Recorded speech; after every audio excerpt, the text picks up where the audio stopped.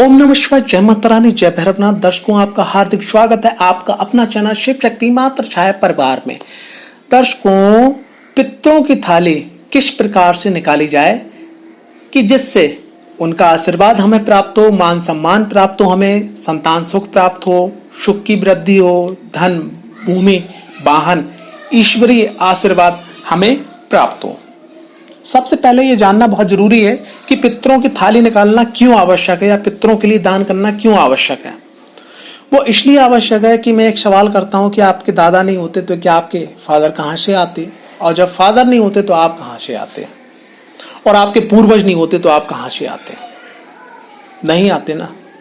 तो यहां पर क्या है कि सबसे पहले क्या है, आपकी मां ने आपको सिखाया, आपके परिवार ने सिखाया कि ये प्रभु राम है, ये प्रभु भगवान विष्णु है, ये भोलेनाथ है, ये महाकाल है, ये महाकाली माँ है, ये देव है, ये देवी देवता है। वो चीज आपके अंदर डाली गई, वो चीज आपकी मेमोरी में फिट करी गई, वो चीज आपके डीएनए के अंदर चली गई, तब आपने ईश्वर को माना। अगर यहीं पे आप जंगल में पैदा होते, जहां आसपास का वातावरण जंगल जैसा होता, तो क्या आप किसी को मानते? नहीं मानते। तो सर्वप्रथम हमारे जो हैं, हमारे जो पूर्वज हैं, जो हमारे पितृ हैं, वो हमारे भगवान हैं।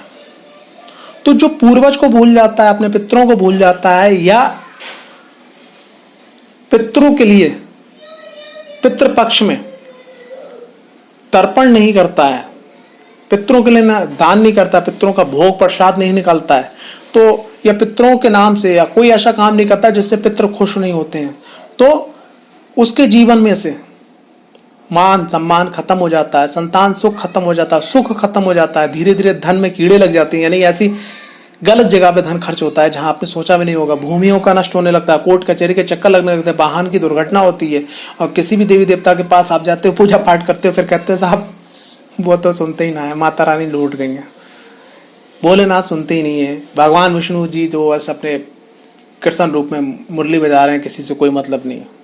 नकारात्मक हो जाते हो आप अंदर से। एक कहावत है, बहुत पुरानी कहावत है, घर का जोगा जोगिया आन गांव का सिद्ध। ये कहावत इसलिए बनाई गई, अगर घर का कोई ज्ञानी व्यक्ति है, उसका व्यक्ति नहीं सुनता, बाहर जाके कोई अगर मूर्ख व्यक्ति भी है जिसका नाम है, उसका लोग सुनते हैं। इसी प्रकार से जब आप घर के पितृ देवों को, पितरों को देवों की श्रेणी दी गई है। शास्त्रों में ऐसा वर्णित है कि स्वर्ग लोक की कुछ ही दूरी पे पितृलोक है। आगे की वीडियो में कभी मैं बताऊंगा, समय मिलेगा, कि पितृलोक के बारे में, पितरों की महिमा के बारे में। तो अगर आपको इतने जीवन में ये सब चीजें चाहिए जो आपको वीडियो की स्क्रीन पे दिखाई पड़ रही है, तो आप इसको करके देखें, 3 से 4 महीने परिवर्तन जरूर आएगा। और फिर आपको नित्य डाल लें। भाई, महीने में एक अमावस्या आती है, आपको क्या करना है, सर्वप्रथम अमावस्या पर अपने आसन लगा के बैठना है। जिन भी देवी देवताओं को आप मानते हो उनका आपको पूजन करना है, जो भी आपका विधि विधान है आसन पे। और पड़ोस में एक आसन और लगाना है आपको, अपने सीधे हाथ की तरफ, थोड़ा ऊंचा आसन हो, कपड़ा लगा लीजिएगा, सफेद कपड़ा रख लीजिएगा। फर्स्ट टाइम सफेद कपड़ा रख लीजिएगा, या ना रखना चाहें तो कोई बर्तन के ऊपर बर्तन रख लीजिएगा, या चौकी पे कोई बर्तन रख लीजिएगा। तो उसमें आपको क्या करिए, सबसे पहले आप उसको, पहले बर्तन को वहां पर रख लीजिए। क्या क्या सामान उसमें रखना है, उसमें आप जो है 5, 7, 10 आलू रख लीजिएगा, या जितनी सामर्थ्य अनुसार। उसको खूब बढ़िया करके धो लीजिएगा, साफ कर लीजिएगा, साफ करके कॉटन से, साफ कपड़े से पोंछ के रख लीजिएगा। आटा छान के रख दीजिएगा, चावल रख दीजिएगा उसके अंदर, मतलब आलू रख दिया, आटा रख दिया छान के, फिर आपको चावल साफ करके रख दीजिएगा। मौसम के अनुसार जहां भी आप रहते हैं, देश विदेश, अपने भारत देश में कहीं पे भी रहते हो, तो जो मौसमी फल है उसको आप रख दीजिएगा उसमें, साफ करके धो के, फिर कपड़े से पोंछ के रखिएगा। सब्जी धोकर और पोंछ के रखिएगा। अगर आप दाल दान करना चाहते हैं तो उस दाल को भी बीन के उसमें रख दीजिएगा। बिस्कुट रख दीजिएगा, नमकीन रख दीजिएगा, कुछ बतासे रख दीजिए, या बतासे ना हो तो आप सफेद मीठा रख दीजिएगा, घी रख दीजिएगा देसी। सामर्थ्य अनुसार अगर आपके पास पॉसिबल है तो पीला वस्त्र, पीला अंगोछा, पीले कपड़े आप रख दीजिएगा। सामर्थ्य अनुसार ऐसी धनराशि रखिएगा कि जिसका जोड़ 4 बने।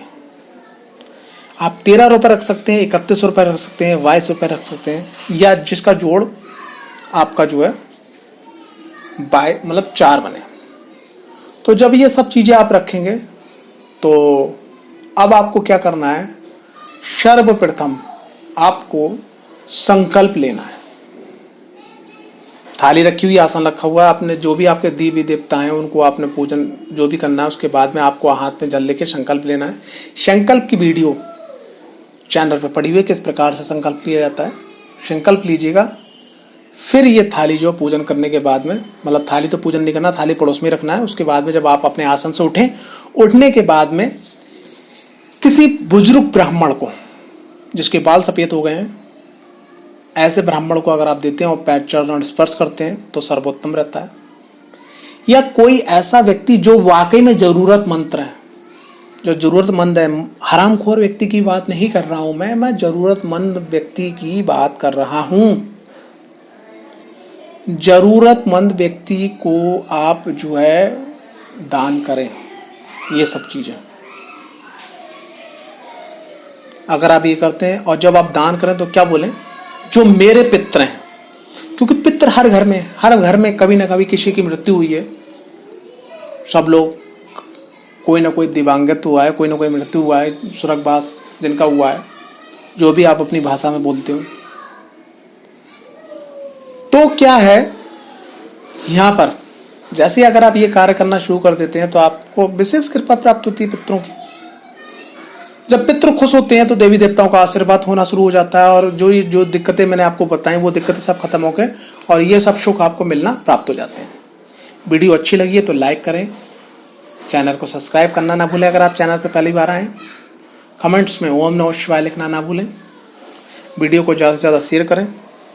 नेक्स्ट वीडियो किस टॉपिक पे देखना चाहते हैं वो भी आप कमेंट्स बॉक्स पे शेयर करें या व्हाट्सएप नंबर पर संपर्क करें।